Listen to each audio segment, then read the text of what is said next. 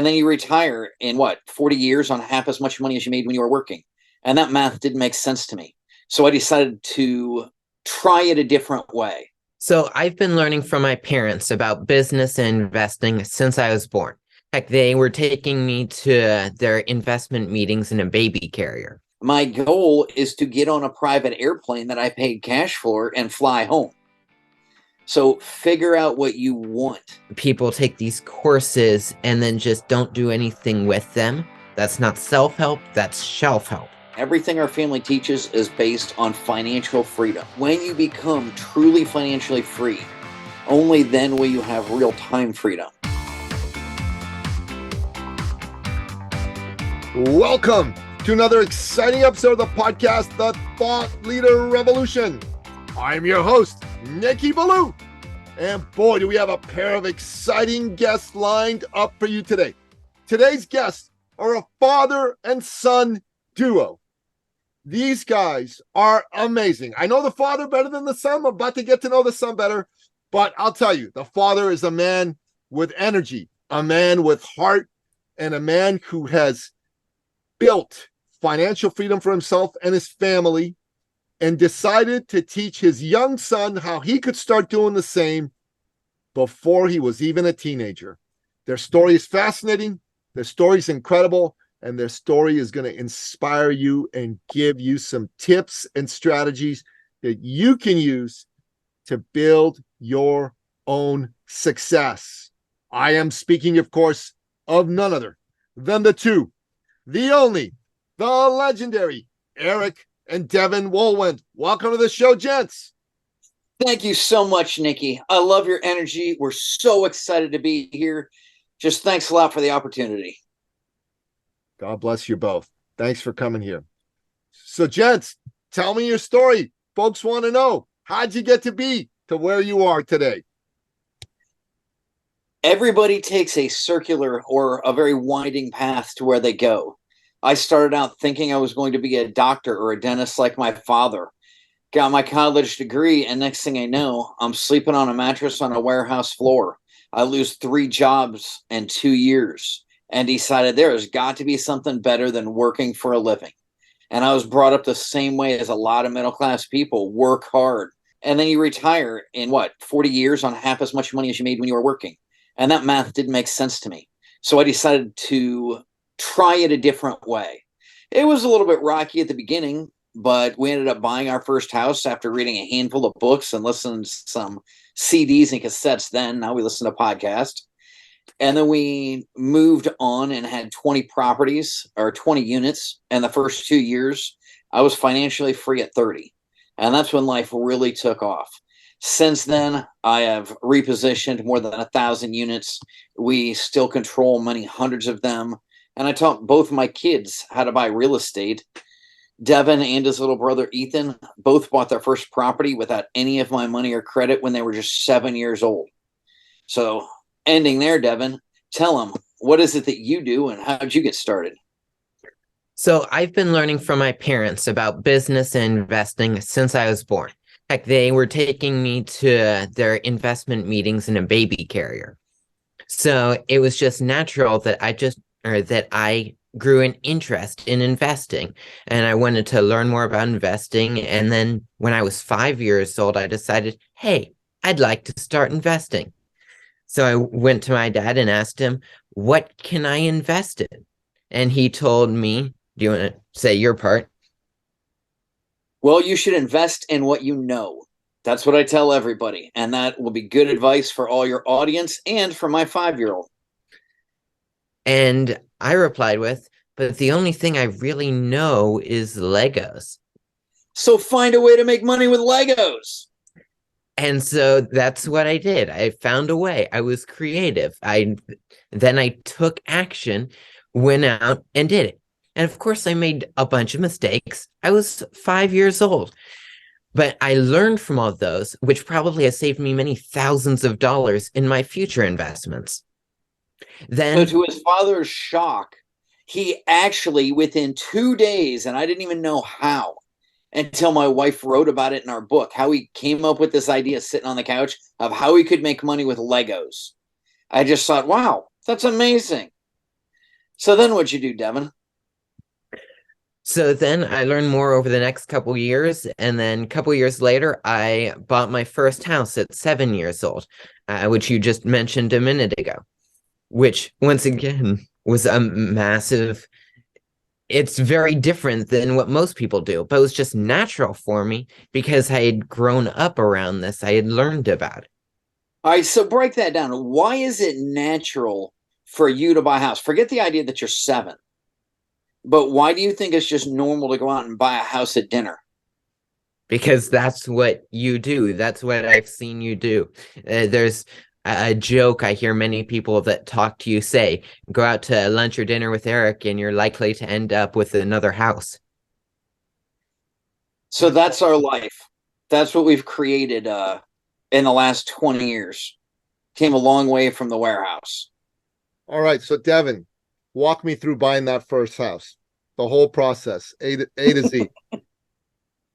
So I first of all decided I wanted to start buying real estate. Then my dad said, well, first you need to set up an LLC because nobody should buy a house in their own name. So that's what I did. And what do you name a company when you're 7 years old? Well, Awesome Rentals. Nice. And that is good advice for everyone out there. First off, anybody saying, oh, well, a 7-year-old can't buy property. Let me ask you, where do you put your birth date on the deed?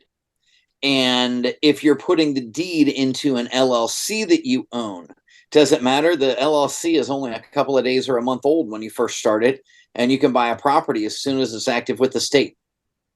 And the same thing goes in virtually every country. You just have slightly different names. So LLC in the US, I suppose in Canada, it'd be some sort of Canada or Ontario corporation that you'd get going. But okay.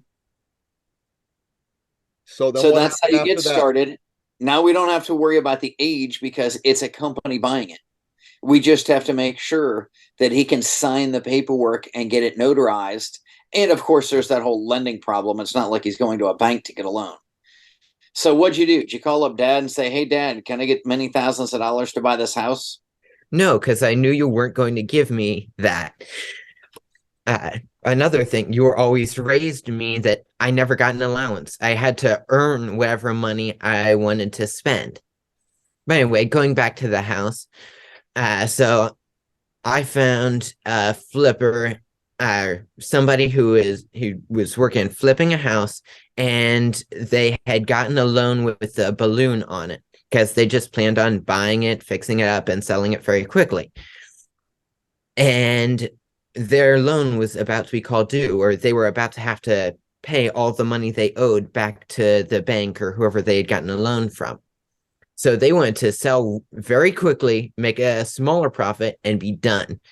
That's why they were selling a house that I thought was worth $80,000 for only $50,000. And that massive gap, or what would give me a lot of equity, is how I got a small a family office, technically a hedge fund, to loan money on this first deal. So what you're saying is you found somebody that had a problem. They had a balloon on their loan, not unlike a lot of the commercial people out there today. And if you could come up with money, you could buy this dramatically undervalued. They still made some profit, even though it wasn't as much as they wanted. And you closed quickly because you had private money that could come in and close within a week or two. So they didn't have to pay the extra fees to extend or get a new loan. So you provided them value and they gave you the equity when you bought the house. And that's how you found someone to loan you money with. How much money did you put down on that one? That one, I personally had to bring $300 for the down payment. And then that'll be paid off. It should be paid off this year while I'm 16 years old because, well, I just got a new truck. We planned this out because I'm going to want a vehicle around when I turn 16. That one, I believe, was your idea because I wasn't thinking about that as much at the time. So So I never $300 down planned. payment, $300. That's not the whole story. I owned part of the company, which he has since bought me out at fair market value, by the way. So I told him I just made up a number, $1,000, because 100 seemed really cheesy, and 10,000 was out of the question for a 7-year-old. But he needed to work hard enough and have skin in the game. So I started out owning 70% of his first company. Since then, he has bought, and now he owns 90%. I still own 10.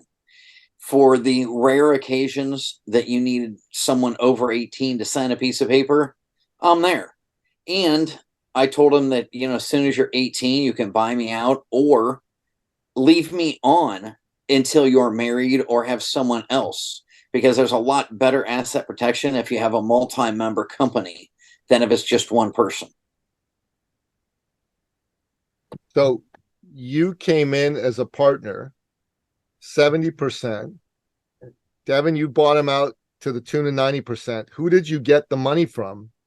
Who loaned you the money to buy that first house? That was a small family office. Yeah. So obviously I have connections with many people in the real estate world. And some of them, Deven's got loans from people that have never loaned me money before. And he negotiates it. He sets it up. He does all the calls. He signs the paperwork. Really, the only reason I'm there is to drive him to closing, because he still doesn't have a driver's license, but he should be getting that next week. So Okay, yeah, we explain just a set him family up. office just for the benefit of people listening. I know to you, these terms, you understand what they mean, but this is just a little bit like Ron DeSantis. Okay. Ron DeSantis thinks all of America knows who he is just because he's been a successful governor of Florida. No, they don't know who he is. You're going to have to go out there and properly introduce people to who you are before you can get their attention. So what's a family office? Explain it to the folks, Deven. So basically, a group of family members all put their money together, and then they loan it to people that are buying real estate. It's a lot of equity. So essentially, they either make money from earning the interest, or they make money by getting the properties, which are worth a lot more than the loan. So the vast majority of the stuff that I've bought in the last 20 years, wow, maybe all but one or two larger properties, I have used private money to buy it. It makes things go massively smoother at the closing. You can buy a lot faster. And if you can come in and close faster, then you're going to get far better deals, because there are people out there that just want their money right now. They waited for somebody else to get a bank loan, and that loan died after a month or 2 months or 3 months. People were making offers for full price and saying, oh, we're giving you everything you want. Well, no, not really, because you want me to sit on this house for 4 months while you get a loan from the USDA. Now, I don't know what you have in Canada, but I don't think the food or drug organizations should have anything to do with business, let alone making loans on real estate. So rather than talking to a government agency or even a large commercial bank, we just find private people. And sometimes it's people like Nikki. They say, oh, yeah, we've got some money laying here, and it's getting 0.1% interest, which now just went up to 5% interest in the bank. But what are you going to do? You're only going to get that for a year or so. What if we can lock in and we will make a mortgage payment to you? You get a first mortgage on a property for 60, 70 cents on the dollar, and we make monthly payments to you at, say, 7 or 8%. It beats the heck out of what you're getting in the bank, and we have always paid at least a few percent more than what they could get in the bank. So this first one that financed Deven, it was just a group of people that had one person that was more knowledgeable in business and investing, and they kind of all pulled their money. They filled out the appropriate paperwork, have a lawyer do that for you, and then he made decisions and said, oh, yeah, I don't actually care. I mean, yeah, I'd like it if you pay me back, but the best thing that can happen for me is you don't pay me back and sign the deed of that house over to me, and my hedge fund or family office, a small mixed of investors, gets a $30,000 bonus this year because we get all the equity in your property. So it's not like they were betting on the child, they were betting on the house. And if the child made his payments, which he has on a 9-year loan, he's down to the last handful of payments that'll be paid off this year. So family office is a group of people that are family members, and they family, friends. There's different. The U.S., the Securities and Exchange Commission, defines things. Basically, you pay $10,000 to a lawyer.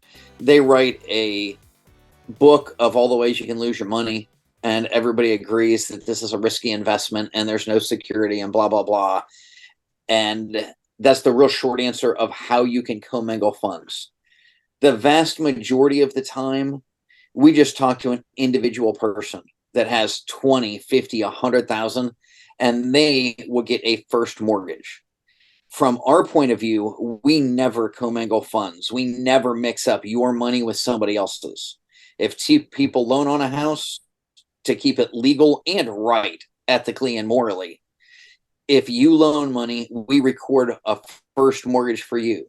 And then if somebody else comes in, they know about your first mortgage and they know they're getting a second mortgage, and we will record another piece of paper with the county auditor called a mortgage that says you have the right to this house. And then they call you before we can sell it or do anything else to say, all right, has Deven paid you off, or his company, has it paid you off? And if not, what do they owe you? Because we're taking that out of the sale proceeds. Okay, so that's how you bought your first house at the age of 7. That's pretty crazy and awesome. So I guess there's a couple of lessons I'm getting out of this. Is number one is parents, what are you teaching your kids? What are you getting them to do? Are you telling them to go out there and get a job just over broke? Or are you showing them how to go out there and become an investor? I mean, Robert Kiyosaki wrote this book 25 years ago, Rich Dad, Poor Dad, right? And in it, he talks about the mentality of an employee versus the mentality of self-employed versus the mentality of business owner versus the mentality of investor. I look at myself, I've been a self-employed individual dabbling in business, but man, listening to you guys, it's like, okay, it's time for me to like think differently in a big way, not in a small way, and bring my thinking into pure business owner thinking rather than that of a consultant, which is what I've been essentially, that makes money in a business to be sure, but really it's more akin to employment income than investment income and business income. So kudos to this. Your beliefs, this is fantastic. Your beliefs lead you to where you are. That's why I started not so much with what I did with my life, but what my beliefs were, what I was brought up to believe, the middle class idea of get good grades, get a good job, work hard, blah, blah, blah, save money. Well, saving money in any industrial, rarely in any country on earth since 1971 has not been a good bet. No. Ever since the U.S. went off the gold system on August 15th of 71, Nixon shut the gold window. And that put every country on earth on a fiat money system, meaning the paper in your pocket you think is money isn't backed by anything. It's not backed by gold. It's not backed by assets. And I would just as soon get rid of those pieces of paper and have something with a real value, like real estate, oil wells, gold, silver, heck, even crypto. At least it has some use, and they can't, I'm talking Bitcoin only. They can't blindly print more of it every time two political parties pretend to argue, and then they go and do the same thing they have always done. And yeah, that goes for your country and my country and every other country on earth. They're pretty much all the same, except for the countries that have one political party that just tell you what's going to be done. And it is always self-serving for the leaders and never for us normal people. Absolutely. So, Deven, where did you get your belief system? Not only from me, but I made you learn from the people that I learned from, correct? Absolutely. What book did you have to read before? I think that's where you were going. Go ahead. Yeah. So before I bought my first house, you told me I had to do two things. First, I had to read Rich Dad, Poor Dad. Great book. It's what I recommend to pretty much everybody that's looking to get started in business or investing. It's like the first book you should read. So you made me do that, and you made me go to the Ohio Real Estate convention. Then, so I could learn from a lot of the people there, some of the same people you were learning from. So you learn from 20 or 30 of the greatest real estate and business minds out there. And we go to that virtually every year. As a matter of fact, I managed to get you in when you were 7 years old to the Youth Academy, which was for how old then? 14 to 25-year-olds, I think. I think it might have been 15 to 25. And by the time you were 14 years old, what were you doing at the National Real Estate Summit? I was teaching the Youth Academy. So I went there when I was 7, and then decided it was a little bit boring, and I wanted to go to the adult thing next year. And then when I was actually old enough to go to the Youth Academy, I went back and was teaching this time. So him, his brother, and my wife, their mother, are the 3 lead instructors at the Youth Academy at the National Real Estate Summit. And what do you do while you're there? What game do you play? Cash Flow, also made by Robert Kiyosaki. Do you think that's an important part of your learning? Absolutely. So you learn by doing, right? That's how a lot of people learn, including me. You have to actually do something to remember it. And what's another way to do things? Do you go and network with people? Absolutely. Everywhere. How often are we in conferences? Every couple weeks, it feels like. So we are constantly giving back. We're on a podcast or a radio show at least every week, and no less than once a month, and frequently every couple weeks, we are at another seminar or engagement. Frequently now we're speaking, but we're also there as students for a lot of these. And what are some of the other tools and tricks you might tell somebody if they wanted to get started early?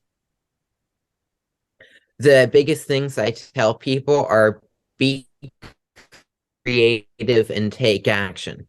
Because if you want to do things that most people don't do, you have to think of things outside of what most people think of. So be creative and then take action, because if all you had to do was be creative, then every 5-year-old would be a multimillionaire. You know, this is a very interesting conversation that you're having right now, because many years ago, I was a fitness coach and I coached Robin Sharma. Robin is the best-selling author of The Monk Who Sold His Ferrari, The Leader Who Had No Title, and the 5 a.m. Club. Sold like 20 million copies of his books. And I was his fitness coach. And one day he said, Nikki, I'm going to tell you something that's going to change your life if you take this on. And I said, okay, what is it? He said, if you ever want to double your income in any given year, whatever your field is, triple your investment in personal and professional development. That means hire coaches, attend conferences, join peer groups, buy courses, and buy and read books. And I said to him, I said, so Robin, you're like, this guru, this speaker. Do you hire coaches? He says, well, you're one of my coaches and I've got 3 other ones. I said, okay, wow, that's pretty cool. And I said, do you attend conferences which you are a student in? He goes, all the time. I pay for them. And he said, and I'm also part of a peer group. And I buy courses and buy books and read them. And I thought, wow, that's pretty powerful stuff. It comes from a mindset of humility, right? Because the most dangerous thing, I think, in today's world is beware the charlatan marketer. These are the people that go out there and they talk a great game and they may look right, but at the end of the day, they don't deliver an ROI. Like, you talk to them and people do their programs and they go, this guy was great. He was awesome. But then you ask him, well, what'd you actually get? Well, I learned this, I learned that. Okay, but as a business investment, what'd you get? You put in 30 grand to get this guy's conference and coaching program? How much did you make back? And they don't have an answer. And the reason is there's so many charlatan marketers out there, so many influencer type charlatan marketers that go, oh yeah, go out there and put out videos and put out a podcast and write a book and all that's good stuff. Don't get me wrong. But if it isn't done from a place of experience, from a place of you having gone through and really tightened up a message that you put out there to people, then you'll never get a return on it. And then those charlatan marketers, unfortunately, will have caused one other person to lose. So why I'm excited to have you here, Deven, and I asked your dad to bring you on the show today rather than just me interview him, is because I'm really interested in knowing what made a 7-year-old buy a house. And then once you bought that first house, tell me the story of what had you buy your second house. And now how many properties do you own on your own? I'd like you to just get into all of that with me. If I may, I have a sales class, and every sales class I end with one of my favorite quotes from Robin Sharma. Small, inconsequential things done on a regular basis bring incredible results. Yeah, absolutely. Love that. Just an amazing guy. Robin Sharma's a good man. He's definitely a good man. It's an honor to have been his coach, and it's an honor to have learned from him as well as teach him. But back to you, Deven. So, investing in real estate, while I don't remember everything that went through my mind when I decided I wanted to get started, a lot of it was I saw what my parents did, and I saw them buying a lot of real estate, and I saw what that got them. The house, the life, the not having to go to work every day, being able to stay home and play with me frequently. I got to see the fun things they had, and that a lot of other people had to work a lot more. And I decided I liked this a lot better. And I just never had any reason not to. They never told me I couldn't. They're just, Robert Kiyosaki, don't say I can't afford it. Say, how can I afford it? Instead of saying I can't do it, I just said, how can I do it? And then I just found out a way to do it and did it. So we're doing those small things every day. And do properties just jump onto your balance sheet? No, you have to work to buy them and then put them on. How many properties do you own now? How many properties do you own now? I currently own 46 units. 46 units. So how did you go from your first to your second property? Walk us through that. My second property I bought was just a mobile home.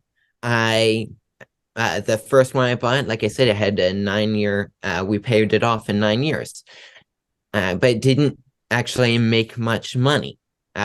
Generally, it broke even, and if it went vacant, that would not have been fun. So I decided I want something that would just make more cash flow. And I ended up buying a mobile home that would just make me a couple $100s a month for as long as I owned it. You bought the mobile home. So now you're a mogul. You've got 2 properties. You don't just have one. It wasn't just a fluke. You proved to yourself, I've got myself a real business. Walk me through buying the 3rd property and the 4th and the 5th and then to the 10th. I want to see the progression of your thinking and the progression of your sophistication. Well, the next property after I bought the mobile home was a duplex that needed a little bit of work in the one unit. Basically, the top unit went vacant and needed a bit of work, and the owner just said, I'm done, I want out. He called his friend that was his exit strategy. And that friend said, well, I just sold all my stuff too, but you should call the guy I sold it to, Eric. And then Eric, I think you were going through a property or something, and I happened to be with you. And I believe if I remember correctly, you like picked up the phone, heard what he said, and said, I'm working on something else, but you can talk to my son. And then he handed the phone to me. And The conversation started, hi, you don't know me, but you're buying my duplex. And I said, okay, so that sounds good. Now, why would you say that? He said, because I'm a good friend of Lloyd's, and Lloyd said you just bought everything else he owned, and he was my exit strategy. Said, that's wonderful, sir. I am actually going through another property right now. Here, talk to my son. I said something to Deven about, you want this, you work it out. Okay, so that's how you got the third property, and you negotiated that one. All right. 4th through 10th, walk us through that whole process, how you gained confidence and sophistication. Well, I remember the exact order I was buying things in, but 4th through the 10th was mostly buying a few more houses. A couple of them I did what's called subject to the existing financing. Basically, I'll go through one of them. I bought a house, and the person that owned it had a loan for about as much as the property was worth. Just a bank loan. They bought it, I think, around 2007-ish, so top of the market. And then they wanted to sell it now. I don't remember exactly why, but they just wanted to sell it and be done. But they wanted to, and so they wanted to be done, but they had a loan for almost as much as the property was worth. So how do we make that a good deal for me? For you, yeah. So what I ended up doing was I just bought the property and started making the mortgage payments to the bank. So I just, the loan's still in his name, but I got the house and I'm paying for it. And he doesn't have to worry about it ever again. And I get a house and didn't have to I didn't have to get another loan. That's amazing. So you're just going through these. By the time you hit 10 properties, right? You're close to 10 properties. Like, walk me through your thinking. Like, what were you thinking about how this was going to be? Like, you own 10 properties now. That's a significant portfolio. How did you set yourself up to like own 46?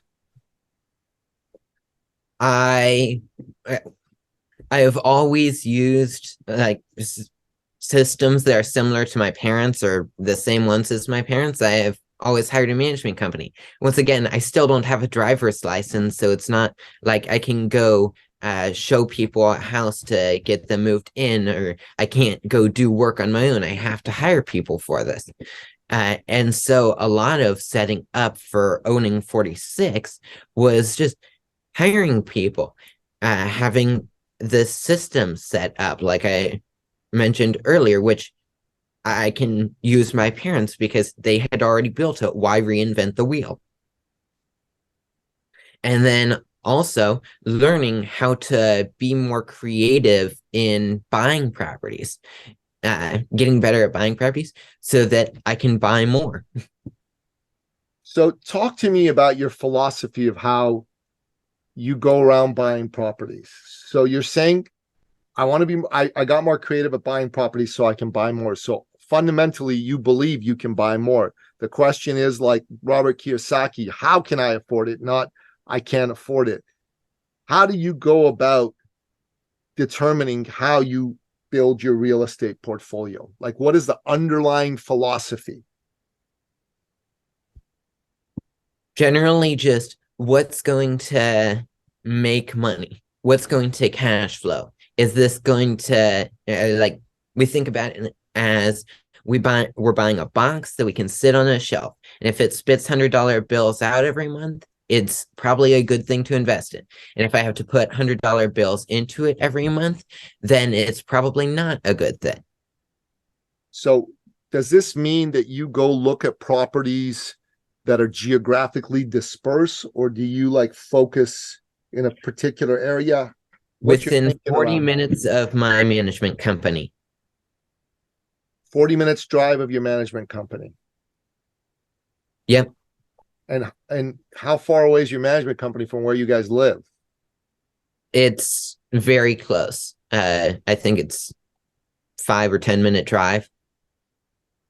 4 in my sports car.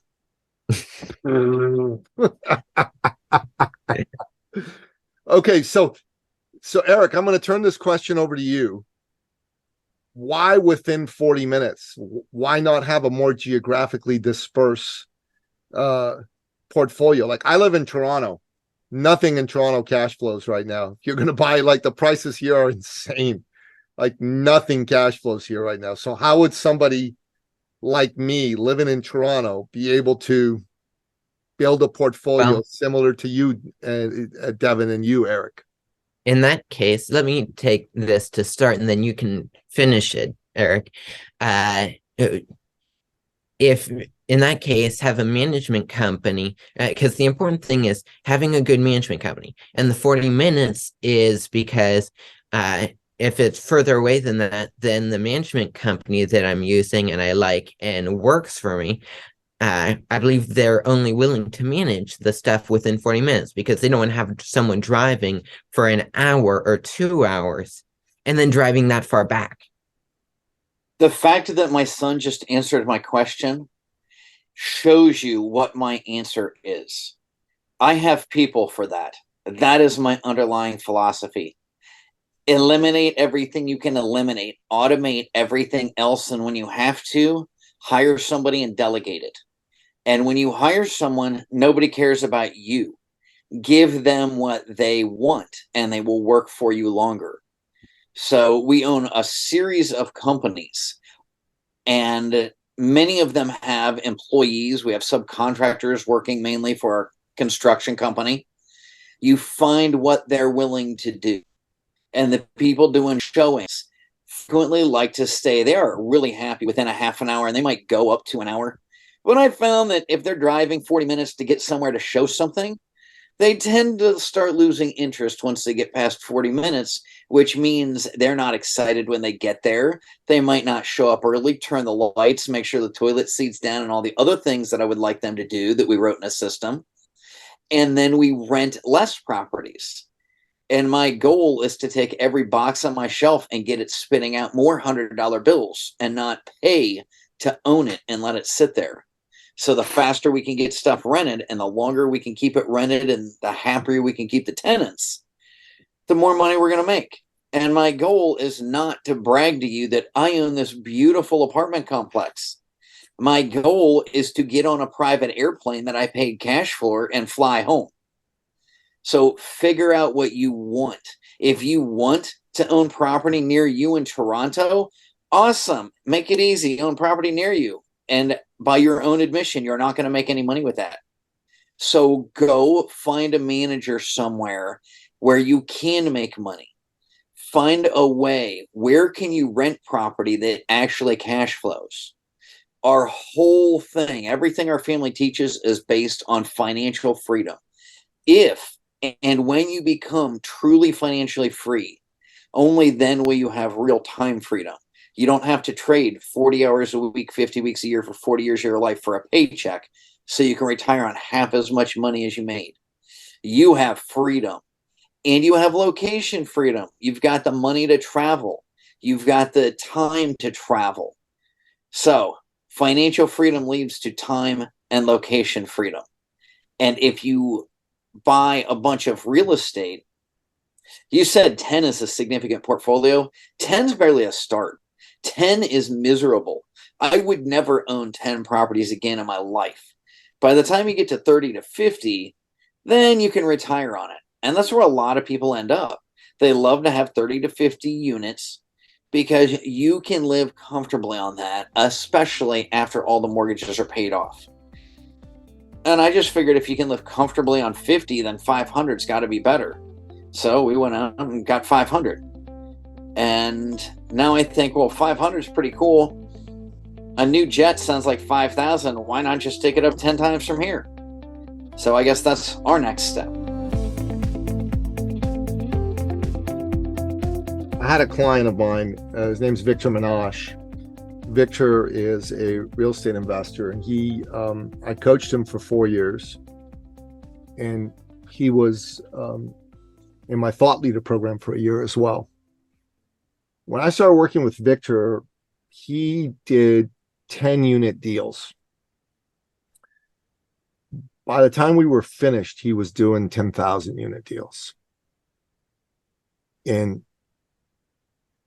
my only regret is that I didn't jump onto that for myself, because I love what I do and I am world class at it. But man, there is no question that it is not financial freedom. There is no question it is not financial freedom. Can I grow it into a business that's doing 10 million a year? Yep. And that is part of the plan going forward. But I'm listening to the two of you and I'm thinking, I got to find a way now to get into real estate, quickly go from just owning my own home to owning a property, 5 properties, 10 properties, 50 properties, 100 properties, 500 properties, 1,000 properties. That's what's going to change the world for us. I love real estate, but it's not the real estate. It is the benefits it brings me. The passive income is just one of 3 incredible benefits. The tax benefits are absolutely unbelievable. I can make hundreds of thousands of dollars a year and not pay a penny in income tax because of the depreciation, which are phantom losses. I get to take it off my tax return, and I don't actually lose that money. It's just incredible. And you don't get a lot of it across the Midwest, which is where you're getting all your cash flow.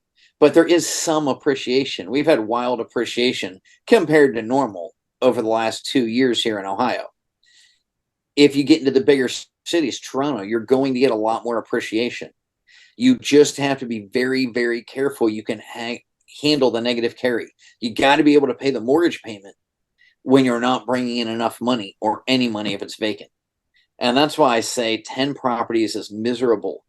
Every real estate investor you've ever talked to, almost all of them that complain about tenants, trash, and toilets, they do everything on their own, which we teach everybody: hire a professional.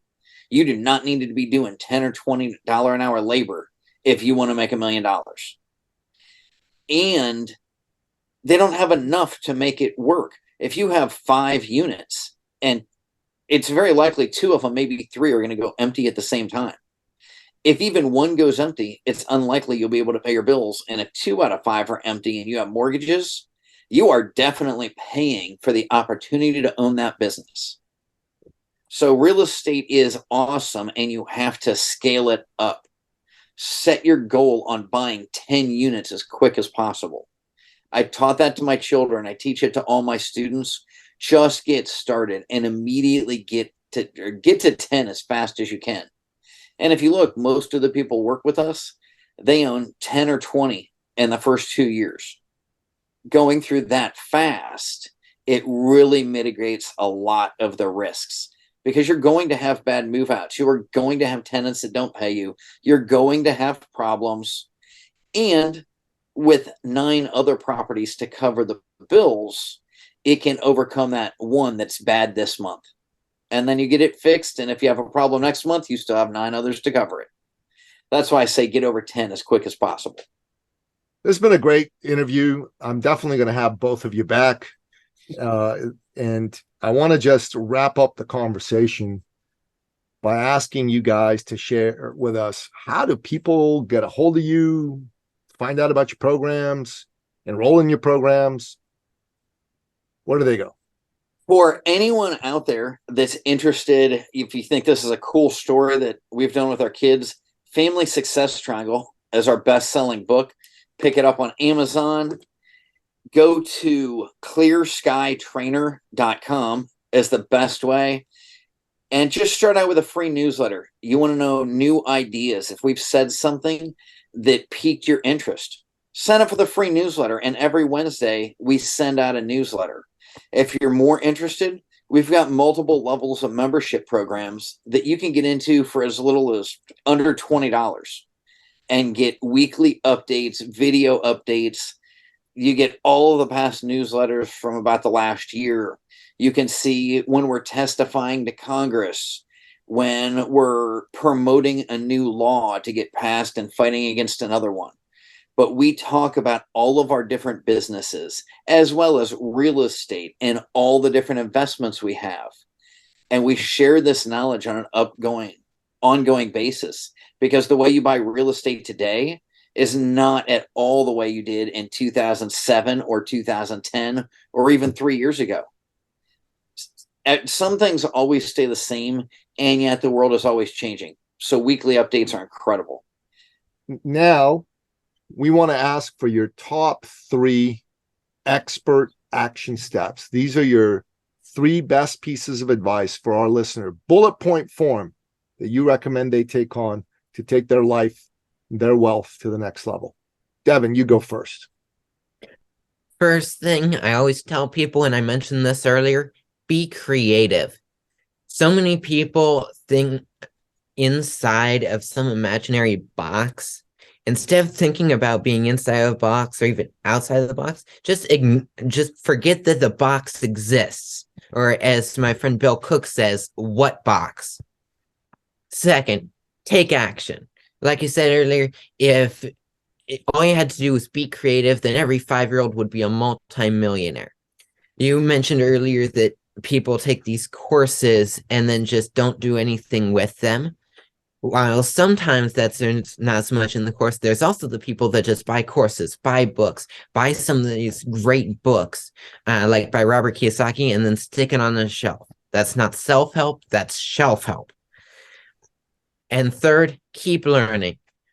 Whether that's listening to your podcast, going to events, reading our books, like my parents' Family Success Triangle, or my book about how I got started. If I can do it, so can you. Signing up for newsletters and getting courses, whatever it is, but keep learning. I love it. Those are awesome. We're going to make sure we put your book in the show notes, pal. That's really, really great. Eric, what about you? 3 bullet point expert action steps. Question everything.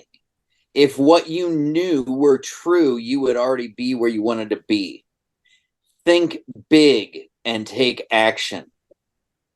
And my favorite tagline, buy more faster. Gentlemen, this was fun. This was awesome. Deven, you're awesome, dude. You're absolutely awesome. I think this is fun to have you on the show.